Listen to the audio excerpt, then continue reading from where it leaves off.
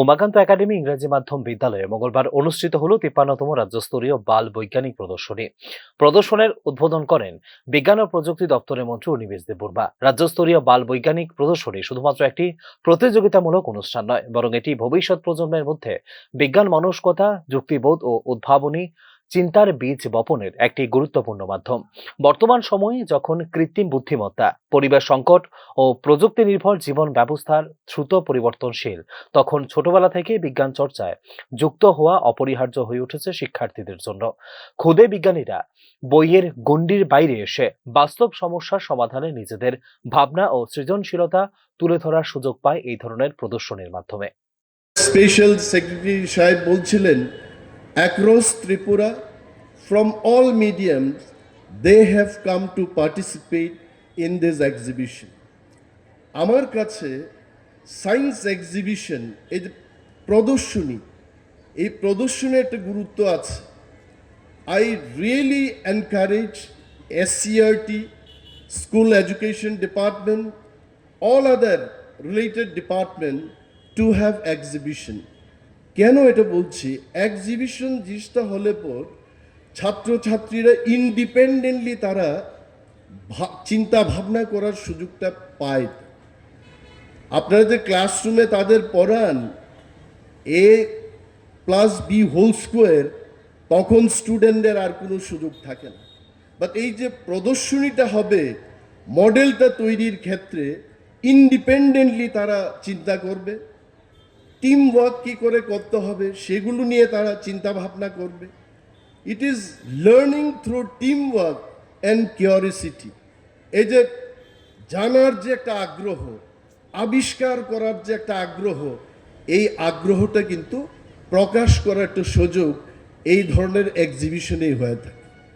পরিবেশ সংরক্ষণ, পুনর্নবীকরণযোগ্য শক্তি, জল সংরক্ষণ, স্বাস্থ্য সচেতনতা ও ডিজিটাল প্রযুক্তির মতো বিষয়গুলোতে তাদের প্রকল্পগুলি ভবিষ্যৎ সমাজ গঠনে নতুন দিশা দেখাতে সক্ষম। একই সঙ্গে এই ধরনের কর্মসূচির মধ্য দিয়ে দলগত কাজ, উপস্থাপনার দক্ষতা এবং গবেষণা ভিত্তিক চিন্তাধারার বিকাশ ঘটে শিক্ষার্থীদের মধ্যে। Of this year's exhibition is Vikshit Bharat Atmanirbhar Bharat.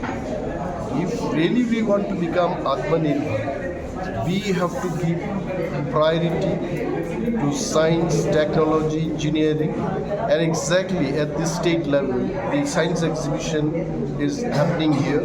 It is aiming towards that way. And you must be seeing the models. You see students came from different parts of the states, and they already had competition among themselves at the district level. Only those champions, they have come here to show their models. And by doing this, the students are mentally being trained, and they learn how to invent science model, technology, and definitely this will help them in their future. We can see that the young scientists coming up, even from Tripura, there are models. This definitely will be appreciated at the national level also. So this is to shape their mind, and this is to train them how to invent things, how to think independently. I think this exhibition is aiming at that. Thank you. তবে বিশ্লেষণে উঠে আসে কিছু চ্যালেঞ্জও। অনেক ক্ষেত্রে পর্যাপ্ত পরিকাঠামো, বৈজ্ঞানিক উপকরণ ও প্রশিক্ষণের অভাবে সমান সুযোগ পায় না গ্রামীণ ও প্রান্তিক এলাকার শিক্ষার্থীরা। এছাড়াও প্রদর্শনী পরবর্তী পর্যায়ে প্রতিভাবান শিক্ষার্থীদের উদ্ভাবনগুলিকে কিভাবে আরো উন্নত করা যায় বা বাস্তবায়নের পথে এগিয়ে নিয়ে যাওয়া যায় তা নিয়ে এখনো রয়েছে স্পষ্ট রূপরেখার অভাব।